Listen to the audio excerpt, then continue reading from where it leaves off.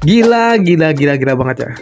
TWS wireless sekece ini ya, harganya tuh berapa? Rp40.000 aja. Jadi kalau mati nih headsetnya tinggal dicas saja, nggak perlu repot-repot lagi. Dan nih uniknya dan kerennya ya, ini bisa jadi power bank ya. Jadi teman-teman nggak perlu repot-repot lagi buat ngopi di warkop, bisa lah nih buat ngecas. Jadi buat di perjalanan headsetnya juga sangat oke banget ya, nggak bikin ngantuk. Dan yang pasti itu juga harganya juga nggak bikin ngantuk. Buruan deh teman-teman, di checkout di keranjang kuning, harganya tuh waduh bikin kantong nggak habis-habis. Buruan aja di checkout, mumpung sama nih harganya yang saya beli juga Rp40.000. Harga normalnya tuh di atas Rp180.000 aja. Jadi mumpung harganya masih murah, buruan di checkout di keranjang kuning. Harganya lagi oke banget dan bisa juga jadi power bank. Buruan ya di checkout.